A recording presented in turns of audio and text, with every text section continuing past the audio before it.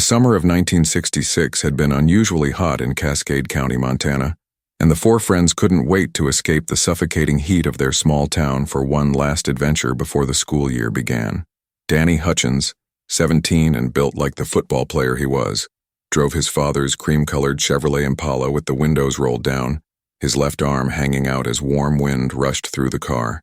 Beside him sat Margaret Maggie Chen, 16, her dark hair tied back in a ponytail, her camera bag resting protectively on her lap.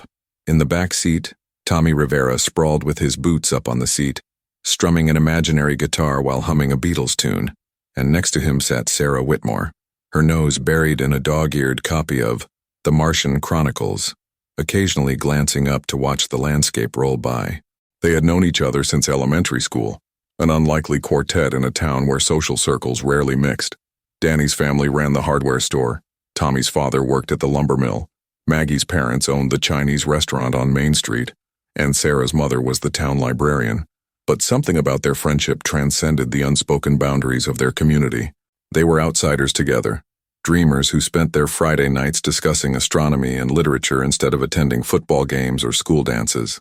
The destination was familiar: Whispering Pines Campground, a secluded spot about 40 miles northwest of town where the forest grew thick and ancient, and the night sky opened up like a cathedral of stars. They had discovered it 2 summers ago while searching for a place where they could set up Tommy's homemade telescope, assembled from mail-order parts and countless hours of tinkering. The campground was rarely used, accessible only by a narrow dirt road that wound through dense forest, with just 3 designated camping spots carved out of the wilderness. As they drove deeper into the mountains, the conversation turned to their futures. Danny had received a football scholarship to Montana State University, though his real passion was engineering. Tommy dreamed of becoming a musician, despite his father's insistence that he join the military or learn a trade. Maggie wanted to study photography in New York or Los Angeles, somewhere far from the whispers and sideways glances she endured in their predominantly white town. Sarah planned to become an astrophysicist, a goal her guidance counselor had gently suggested was ambitious for a girl. "Do you think we'll still be friends in 20 years?" Sarah asked suddenly, lowering her book. "Like, will we even remember this night? 20 years? Tommy laughed. "That's 1986. We'll all be ancient. Danny will be coaching high school football with a beer gut. I'll be playing guitar in dive bars. Maggie will be some famous photographer, and Sarah will be working for NASA. 37 isn't ancient," Maggie corrected, adjusting her camera. "And I don't plan on being famous, just good enough to get out of here." Danny glanced at her, his expression softening. "You're already good enough, Mag. You've always been good enough." They arrived at Whispering Pines just as the sun began its descent toward the horizon, painting the sky in shades of amber and rose.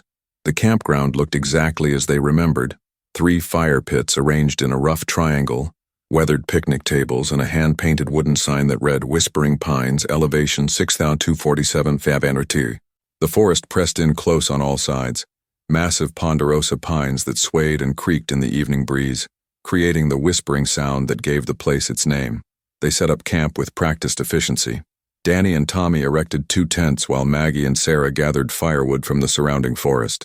The air smelled of pine resin and dry earth, and occasionally they heard the distant call of an owl or the rustle of some small creature moving through the underbrush.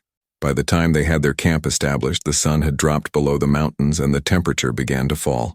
"Did anyone else notice how quiet it is?" Sarah remarked as they sat around the fire, roasting hot dogs on sharpened sticks. "No birds? No insects? Nothing." Tommy tilted his head, listening. "You're right, that's weird. There should at least be crickets by now." "Maybe they know something we don't," Maggie said with a half-smile, though her eyes scanned the darkening tree line with a hint of unease. "You guys are being paranoid," Danny said, poking at the fire with a stick. "It's probably just the weather. Animals get weird before storms." But the sky above them was perfectly clear, already beginning to fill with stars that seemed unnaturally bright. Sarah pulled out a star chart she had brought, spreading it on the picnic table and shining a flashlight over it. "Jupiter should be visible tonight, and Mars. We should be able to see the summer triangle really clearly up here." As darkness settled completely over the campground, they let the fire die down to glowing embers and set up Tommy's telescope. The instrument was crude but functional, a reflector telescope with a 6-inch mirror that Tommy had ground himself in his father's workshop. They took turns peering through the eyepiece, gasping at the craters of the moon, the rings of Saturn, the moons of Jupiter strung out in a line like tiny pearls. "My turn," Maggie said, gently pushing Tommy aside. She adjusted the focus, sweeping the telescope across the sky. "There's so much we can't see with our naked eyes, so much that's just out there, happening whether we notice it or not." "Deep thoughts for a Friday night?" Tommy teased, but his voice was gentle. It was around 10 o'clock when they first noticed the light. Sarah saw it first, a pale blue glow that seemed to emanate from somewhere deeper in the forest, beyond their campsite. At first, she thought it might be another camper with a lantern, but the light was too diffuse, too ethereal. It pulsed gently like a heartbeat made visible. "Hey," she said quietly, pointing. "What is that?" The others turned to look. The light grew brighter, casting strange shadows through the trees. It didn't flicker like firelight or shine steadily like a flashlight. Instead, it seemed to breathe, expanding and contracting with an almost organic rhythm. "Probably just someone with a Coleman lantern," Danny suggested, but his voice lacked conviction. "Should we check it out?" "Absolutely not," Maggie said immediately. "Have you never seen a horror movie? 4 teenagers, isolated campground, mysterious light in the woods? This is exactly how people die." Tommy laughed nervously. "Maggie's right. Let's just stay here. If it gets closer, then we worry." But the light didn't get closer. It remained at a distance, visible through the trees, pulsing with that strange, steady rhythm. After about 20 minutes, it began to fade, dimming gradually until it disappeared completely, leaving them in darkness broken only by their dying campfire and the vast sweep of stars above. "That was bizarre," Sarah said, hugging herself despite the warmth of the night. "Natural phenomenon? Ball lightning or something?" "Ball lightning needs a thunderstorm," Tommy replied, his voice tight. "And there's not a cloud in the sky." They tried to return to their stargazing, but the easy camaraderie of the evening had been disrupted. Maggie kept glancing toward the trees where the light had appeared. Danny fed more wood to the fire, building it up higher than necessary. Even Tommy had stopped making jokes, his usual defense mechanism against discomfort failing him for once. Around 11:30, they decided to call it a night. The girls would share one tent, the boys the other. They doused the fire carefully, checking twice to make sure no embers remained hot enough to spark. The forest around them remained eerily silent, no wind rustling the pines, no animal sounds breaking the stillness. "See you guys in the morning," Sarah said, her voice sounding too loud in the quiet. "We should get an early start if we want to hike up to Lookout Point before it gets hot." "Yeah, bright and early," Danny agreed, though none of them felt particularly tired. "Sleep well." But none of them would sleep that night, not in the way they understood sleep. As they zipped themselves into their sleeping bags, as they lay in the darkness listening to each other's breathing, as they waited for fatigue to claim them, something was already happening that would change the trajectory of their lives forever. Maggie was the last to close her eyes, lying on her back in the tent she shared with Sarah, staring up at the nylon ceiling and thinking about the strange light. She had her camera beside her, loaded with fresh film, and part of her regretted not trying to photograph it. But even as that thought crossed her mind, she felt a peculiar sensation wash over her, like sinking into warm water, and then everything went still and soft and strange. Danny opened his eyes to brilliant sunlight streaming through the tent fabric, creating an orange glow that made him squint. He felt rested, completely refreshed in a way that suggested he had slept deeply and well. Beside him, Tommy was already stirring, yawning and stretching. "Morning," Tommy mumbled, rubbing his eyes. "Did you sleep okay? I feel like I was knocked out cold." "Yeah, same," Danny replied, unzipping the tent. "I don't even remember falling asleep. One second I was lying there thinking about that weird light, and the next, he trailed off, blinking in the brightness of the morning sun. Something was wrong. The thought crystallized slowly in his mind as he crawled out of the tent and stood up, looking around the campsite. Everything was where they had left it. The picnic table, the fire pit, Tommy's telescope still set up and pointing at the sky. But something felt different, though he couldn't immediately identify what. The girls emerged from their tent, both looking equally well-rested and equally confused. Sarah had a strange expression on her face, her brow furrowed as she scanned the campsite. Maggie immediately went for her camera, checking it with the careful attention of someone verifying that a precious object hadn't been disturbed. "Did anything seem weird to you guys last night?" Sarah asked. "Like, after we went to bed?" I don't remember anything after getting in my sleeping bag, Maggie said, still examining her camera. Which is weird because I'm usually a terrible sleeper, especially camping. Tommy had joined Danny outside the tent, and now both boys stood very still, looking at something that made no sense. The campground sign, which had been weathered but readable when they arrived, now looked decades older. The paint was almost completely faded, the wood cracked and warped. Several of the letters had worn away entirely, leaving just Wis, Pin, Eleva, 47ft. Okay, that's not right, Danny said slowly. That sign was fine yesterday. Maybe there's another sign we didn't notice, Tommy suggested weakly, but he knew it wasn't true. This was the same sign, in the same location, just impossibly aged. Sarah walked over to the picnic table and ran her hand across its surface. Her fingers came away clean, but the wood itself looked different, more weathered and worn than it had been the night before. This doesn't make sense. This table looked old yesterday, but not like this. Not like it's been sitting out here for what? Maggie asked, moving to join her. What are you thinking? I don't know what I'm thinking, Sarah admitted, her voice rising slightly. Because what I'm thinking is impossible. They stood in silence for a moment, each of them processing their own observations, trying to find a rational explanation for the subtle wrongness that pervaded the campsite. The forest around them was alive with sound now, birds calling, insects buzzing, wind rustling through the pines. The oppressive silence of the previous night had vanished. Let's pack up and head back to town, Danny said, trying to inject some authority into his voice. Whatever happened, we can figure it out when we're home. Maybe we're all just tired and imagining things.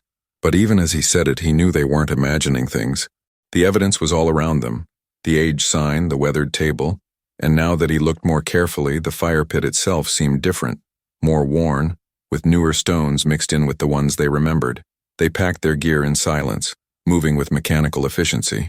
Nobody wanted to talk about what they were noticing, as if speaking it aloud would make it real.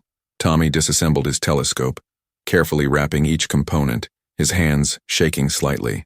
Maggie loaded her camera bag, then paused to take a few photographs of the campsite, documenting the strangeness even though she didn't fully understand what she was documenting. When they reached Danny's Impala, they found the first truly undeniable evidence that something was catastrophically wrong. The car was still parked where Danny had left it, but it looked like it had aged decades overnight. The cream paint was faded and peeling, rust had bloomed around the wheel wells and along the edges of the doors, and when Danny tried to open the driver's door, the handle broke off in his hand. No, he whispered, staring at the rusted metal in his palm. No, this was perfect yesterday. Dad just had it detailed last week. Tommy walked around the car, his face pale. Look at the tires. They're rotted. Completely dry rotted. Danny, that takes years. Stop it, Maggie said sharply, backing away from the car. Just stop, this isn't possible. We're having some kind of shared hallucination or something. Maybe that light, maybe it was some kind of gas that made us all. The car is real, Maggie, Sarah interrupted, her voice eerily calm. I can touch it, it's solid, it's not a hallucination. Danny forced the driver's door open with a shriek of protesting metal. The interior was worse.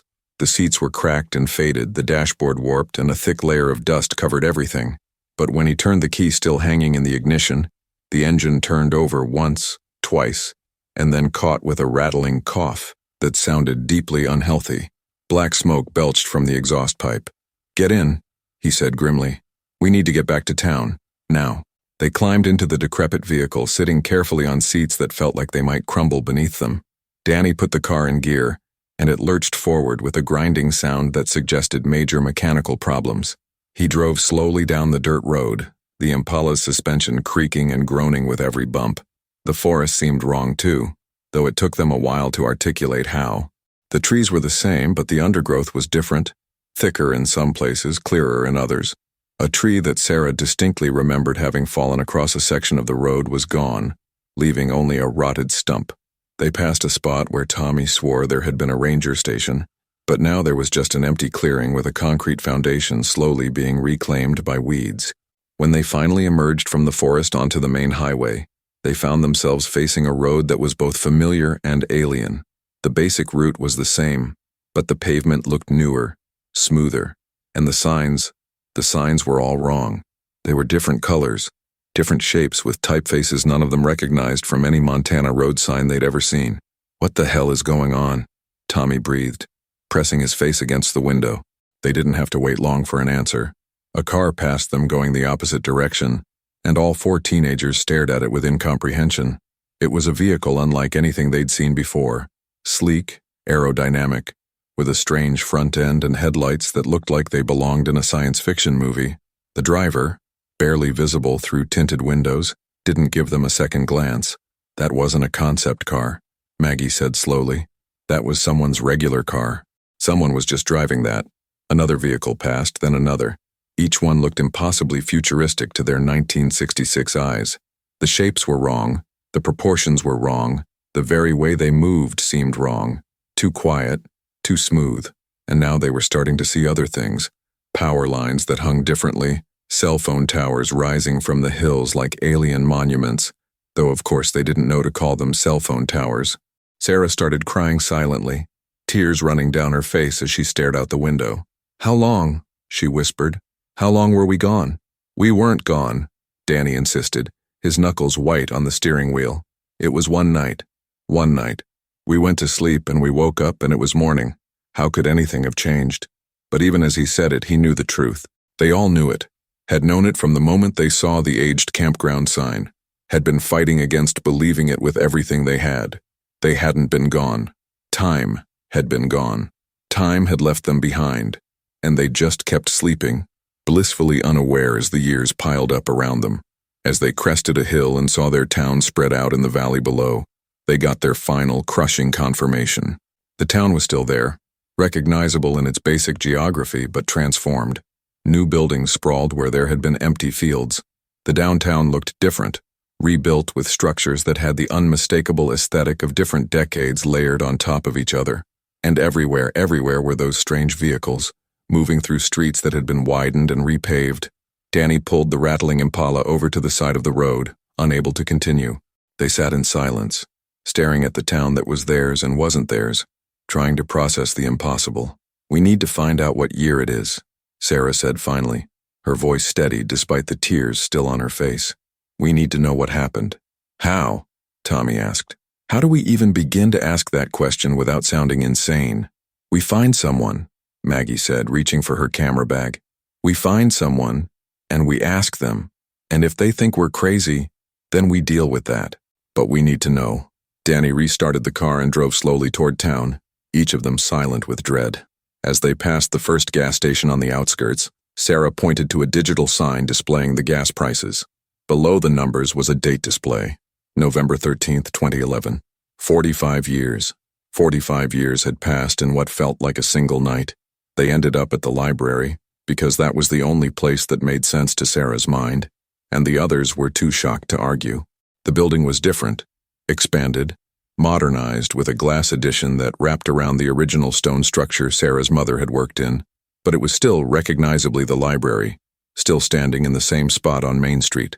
Inside, a young librarian looked up from her computer, another impossible piece of technology, thin and flat and glowing, and smiled at them with the practiced friendliness of someone accustomed to eccentric patrons. "Can I help you find something?"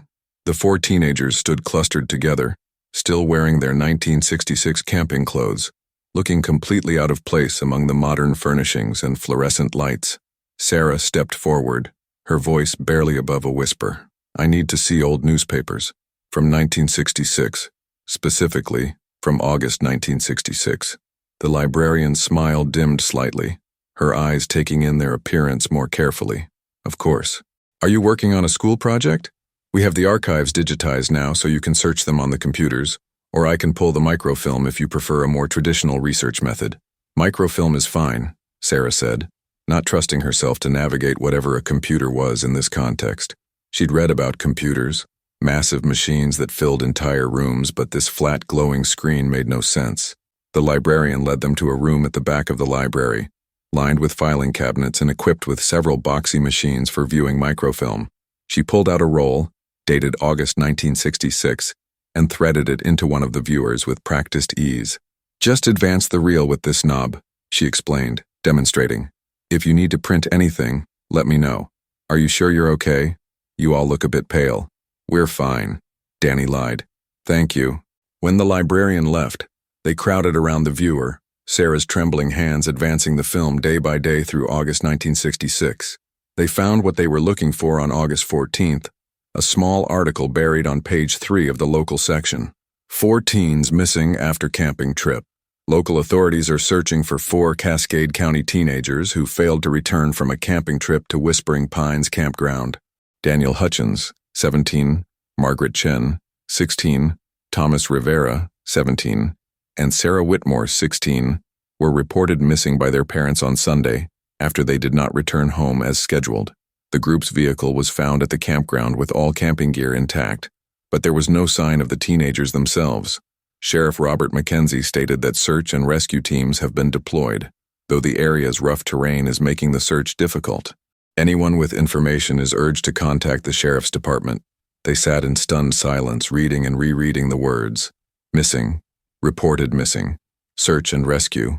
The language was clinical, impersonal, describing a tragedy from the outside. They scrolled forward through subsequent days, finding follow-up articles that grew progressively more hopeless in tone. August 21st.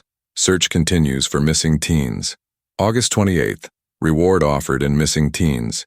Case September 15th. Search for missing teens, scaled back. December 17th. Memorial service held for missing teens. We were declared dead, Maggie said numbly. They gave up looking for us.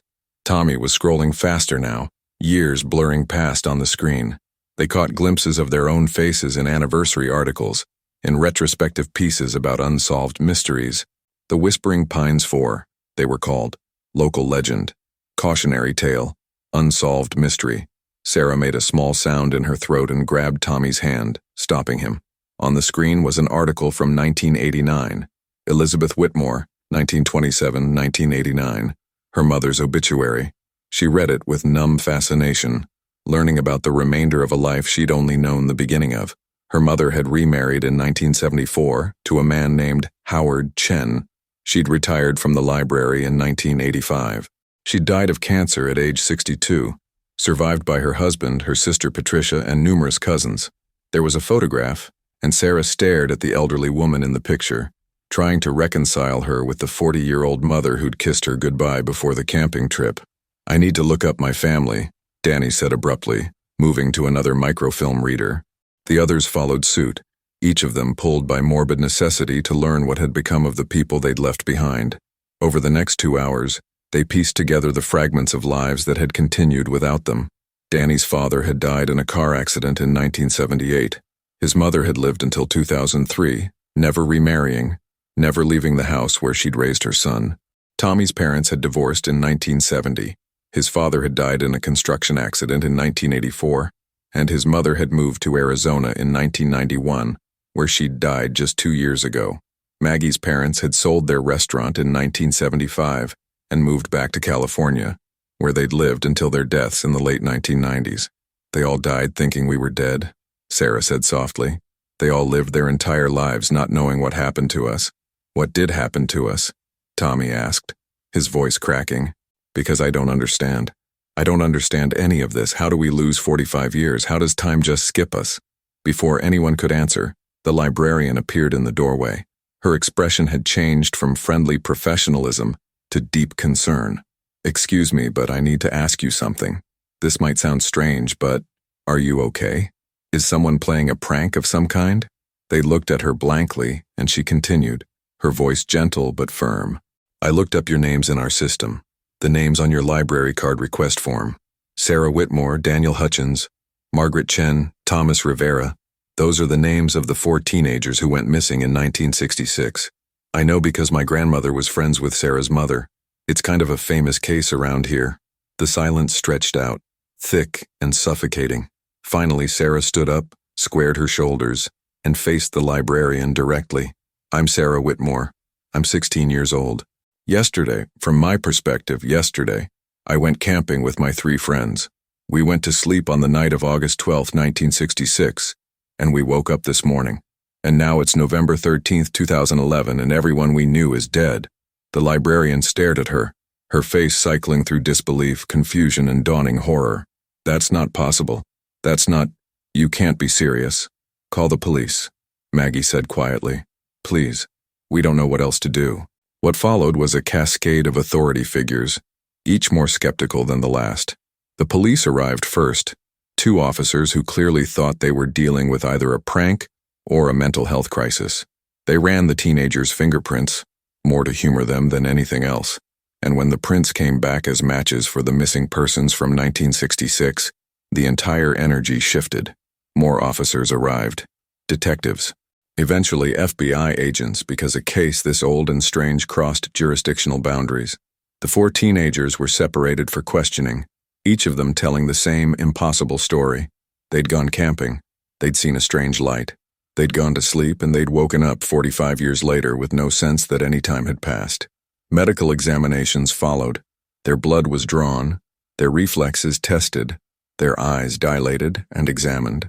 Every doctor who saw them confirmed the same impossible thing. They were physically exactly as they should be for teenagers of 16 and 17. Their dental records matched, their fingerprints matched, their DNA matched samples taken from their childhood homes. But it was impossible. People don't skip 45 years. Bodies don't stop aging. Time doesn't work that way. They were kept at the hospital for 3 days while specialists flew in from across the country. Neurologists, psychologists, physicists, researchers from universities and government agencies. Everyone wanted to understand what had happened to them, but no one could explain it. Their brain scans were normal. Their cellular aging was normal for their apparent age. They showed no signs of cryogenic preservation, no evidence of suspended animation, no trace of any known technology that could account for their situation. You have to understand how this sounds, one of the FBI agents told them on the third day. Special Agent Martinez was a woman in her 40s with kind eyes and a patient demeanor.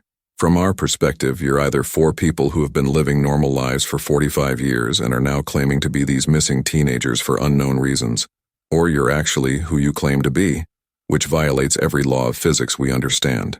Neither explanation makes sense. We know how it sounds, Danny said tiredly. They were gathered in a conference room at the hospital, the four of them sitting together on one side of a long table, facing a panel of investigators and scientists. We've had 3 days to think about how insane this is, but we're telling you the truth. I can describe my father's hardware store in perfect detail, down to the layout and the inventory. Sarah can recite her mother's favorite poems. Tommy can tell you the serial number on his telescope. Maggie can explain how to develop film in a darkroom. We're not pretending. We're not lying. This is what happened to us. Tell me about the light, said a woman who'd been introduced as Dr. Elena Vasquez, a physicist from MIT. You said you saw a strange blue light in the forest before you went to sleep. Can you describe it more specifically? They took turns describing what they'd seen. The pulsing quality, the ethereal glow, the way it seemed to breathe. Dr. Vasquez took notes, her expression unreadable. There are phenomena we don't fully understand, she said finally. Quantum effects at macro scales, time dilation in gravitational fields, theoretical possibilities we can't test because they require energy levels or conditions we can't reproduce. What happened to you might be natural. It might be some kind of localized temporal anomaly or what? Sarah pressed. Or it might not be natural at all, Dr. Vasquez said carefully. There are researchers who study what they call high strangeness events, UFO encounters, missing time, that sort of thing. Most of it is nonsense, but occasionally there are cases that resist conventional explanation. Your case has similarities to some of those reports. Are you saying aliens abducted us and then put us back? Tommy asked incredulously. I'm saying I don't know what happened to you, Dr. Vasquez replied. None of us do. But the evidence is clear. You are who you say you are. You've aged less than a day while 45 years have passed, and we have no explanation for how that's possible. On the 5th day, they were released from the hospital with the understanding that they would remain available for further study. The government agencies involved had agreed to provide them with temporary housing and financial support, while they tried to adjust to their new reality. They were assigned a social worker, a therapist, and a media liaison whose job was to keep the growing press interest at bay. The media attention was overwhelming. Within a week, their story had spread nationally, then internationally. The Whispering Pines 4 had returned, unchanged after 45 years, and the world wanted to know how and why. Conspiracy theorists claimed everything from government time travel experiments to alien intervention. Religious groups called them miracles or demons. Scientists debated their case in academic journals and on television news programs. But for the four of them, the reality was far more mundane and heartbreaking than any conspiracy theory. They had to learn how to navigate a world that had transformed beyond recognition. Cell phones, internet, social media, GPS, credit cards. The entire digital revolution had occurred while they slept. The Soviet Union had collapsed. The Twin Towers had fallen. The first black president had been elected. Wars had been fought and ended. Everything had changed. Sarah spent hours at the library, reading history books and newspapers, trying to fill in the 45-year gap in her knowledge. She learned about her mother's second marriage, found photographs of the man named Howard Chen who'd given her mother companionship in her later years. She felt grateful and resentful in equal measure, glad her mother hadn't spent her life alone, but jealous of this stranger who'd gotten years she should have had.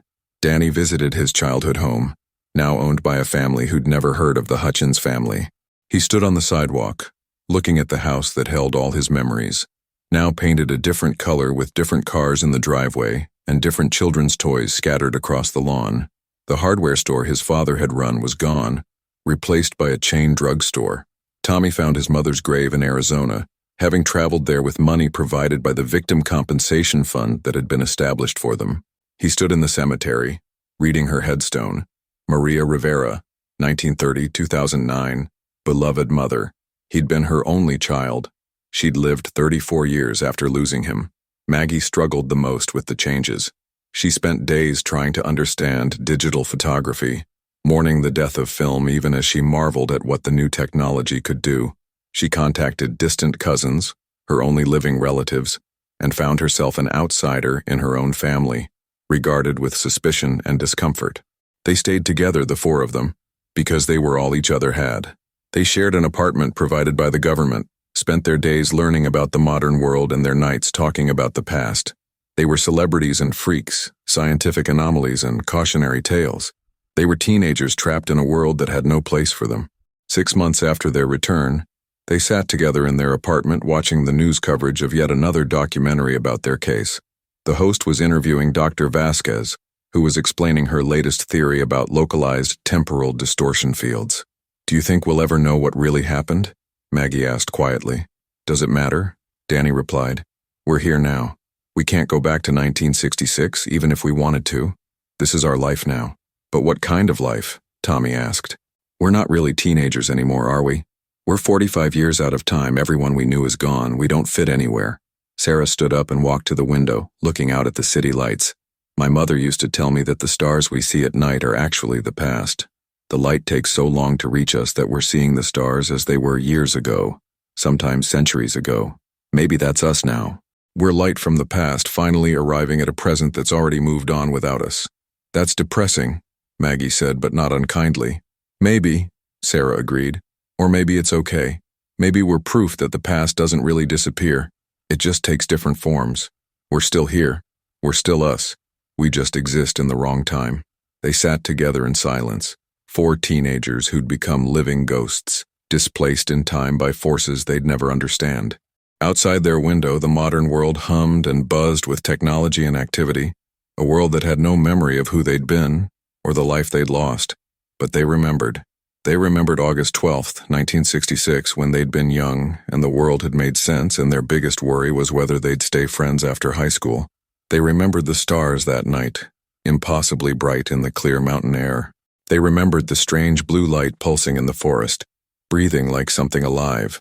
And sometimes, late at night when they couldn't sleep, they wondered if somewhere out in the universe, something was remembering them too, something that had reached down and plucked them from their timeline, carrying them forward like seeds caught in an impossible wind, depositing them in a future they'd never asked for. The truth was, they'd never know what happened that night at Whispering Pines. The campground had been studied extensively, excavated, analyzed with equipment their teenage selves couldn't have imagined. Nothing unusual was ever found. No radiation, no magnetic anomalies, no trace of whatever had taken 45 years from them while they slept through a single night. They were alone with their mystery, 4 teenagers in a world that had forgotten how to make room for the impossible. But they had each other, and they had their memories of a summer that would never come again, and they had the rest of their lives to figure out how to live in a time that wasn't theirs. It wasn't the ending they'd imagined when they'd driven up to Whispering Pines that August day in 1966, but it was the ending they'd gotten, and they would have to make it enough. Outside, the stars wheeled overhead, indifferent and eternal, keeping their secrets as they always had, as they always would.